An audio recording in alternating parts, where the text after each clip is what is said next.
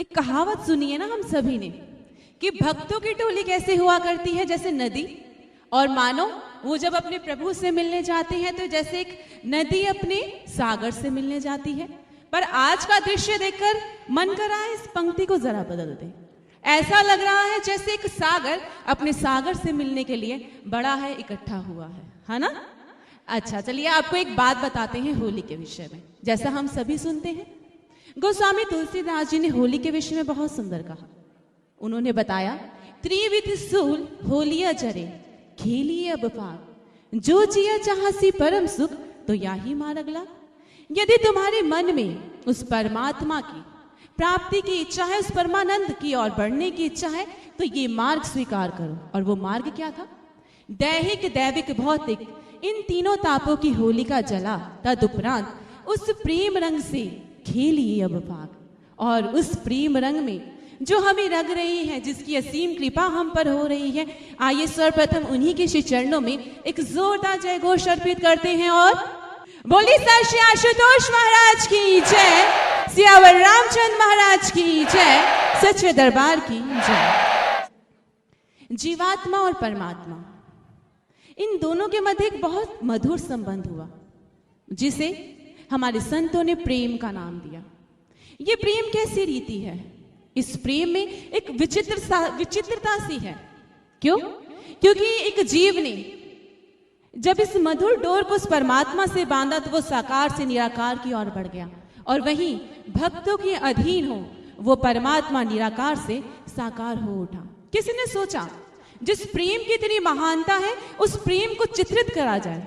प्रयास किया और जानते हैं चित्र किसका बना? एक भक्त का। उस प्रेम को साकार रूप देना चाहा तो मूर्त बनी एक भक्त की। बहुत सुंदर कहा, जीवन को दानी घन कहा ताही चाहिए। हम देखते हैं कि जो मेघ है वो निस्वार्थ भाव से अपना जल बरसाता है, उसे किसी से किसी वस्तु की आवश्यकता नहीं होती। पर प्रेम नीम की निभाही चातक सिराइए, परंतु प्रेम को निभाने के कारण चातक की प्रशंसा होती है।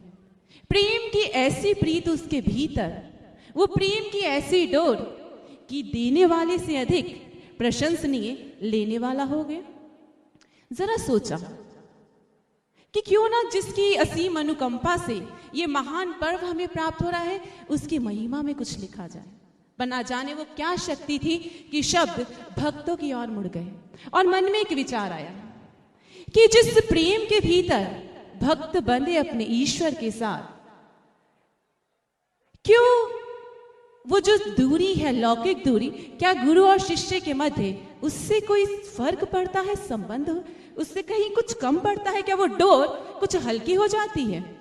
विचार किया, इतिहास के पन्ने पलटे। त्रेता युग, वह निस्वार्थ मेघ इस धरा को शीतलता देने के लिए श्री राम रूप में अवतरित हुए। दो चातक प्रेमी, श्री लखन जी और भरत जी, दोनों के जीवन में 14 वर्ष के वनवास का वो समय आया। एक की माता ने कहा कि राम विहीन अवध का मूल्य नहीं, लखन जहां श्री राम है वही तुम्हारी अवध है। और एक की माता ने अवध के लिए राम का मूल्य लगा दिया।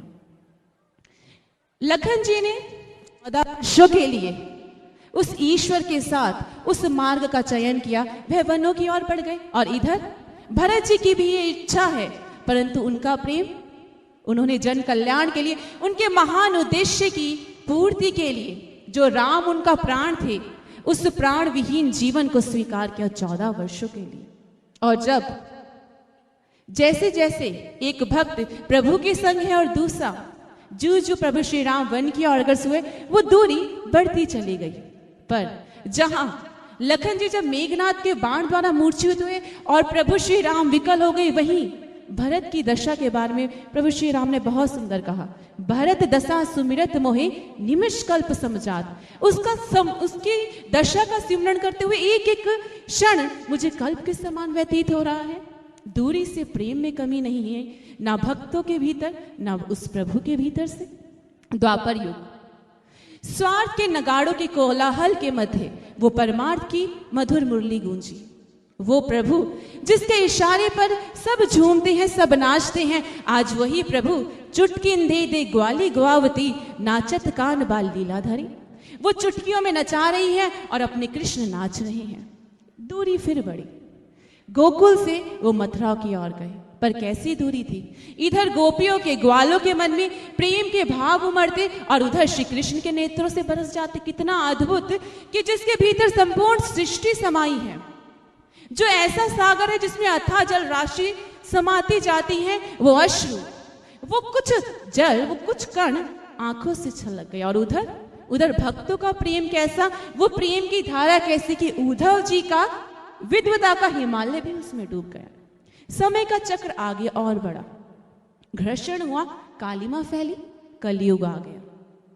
कलयुग जहां हर और अज्ञानता का अंधकार, गहन अंधकार, और उस अंधकार के भीतर वो दिव्य सूर्य अपनी प्रेम करुणा की किरणें लेकर एक बार पुनः प्रकट हुआ। जिस भक्त ने उसकी ओर मुख किया, वो अपने जीवन में उस वास्तविक सौंदर्य को पा गया। अब एक घटना यहां घटित हुई, 2007 का साल। एक युवक अपने घर आया, अपने हॉस्टल से। अब जब घर आया तो उसने एक विचित्र चीज देखी। उसके परिवार के प्रत्येक सदस्यों के मुख पर एक ही बात है, गुरु महाराज जी की कृपा। बार बार सुना, उसके मन के भीतर इच्छा हुई इस महान रहस्य को जाना जाए। सत्संग में आया, विचारों ने बुद्धि को प्रभावित किया, संतुष्ट किया, विचारों को और श्रवण किया। अब उसे एक बार सत्संग में एक सूचना मिली, और वो सूचना थी कि होली का पर्व मनाया जाएगा। अब जो ही ये सूचना मिली तो सभी तालियों से गड़गड़ाहट चारों ओर है, सभी के चेहरे पर प्रसन्नता है, पर उस युवक के भीतर वैसे भाव नहीं, या यह कहना ज्यादा उचित होगा कि भीतर के भावों रूपी जल अभी कहीं भीतर दबा हुआ था। वह बाहर निकला पंडाल से, एक सेवादार अपनी सेवा में मग्न है, बड़ा प्रसन्न है और एक ही बात कह रहा है, गुरु महाराज जी और उनके साथ होली। अरे ये अवसर तो वैसे ही हो गया जैसे सोने पर सुहागा। अब जैसे ही ये बात सुनी, उस युवक ने एक दृष्टि उठाई उस युवक की ओर, ऐसे देखा, आगे बढ़ गया। होली का दिन आया, अपने परिवार के साथ पहुंचा जटखोर। अब जैसे ही सब लोग पंडाल की ओर भागे आ रहे थे, उसकी दृष्टि उसी सेवक पर पड़ गई, आज भी बाहर खड़ा है। जाकर प्रश्न किया, उस दिन आप बहुत प्रसन्न थे, गुरु के साथ होली, आप यहाँ पहुंच भी गए, पर आपको क्या लाभ?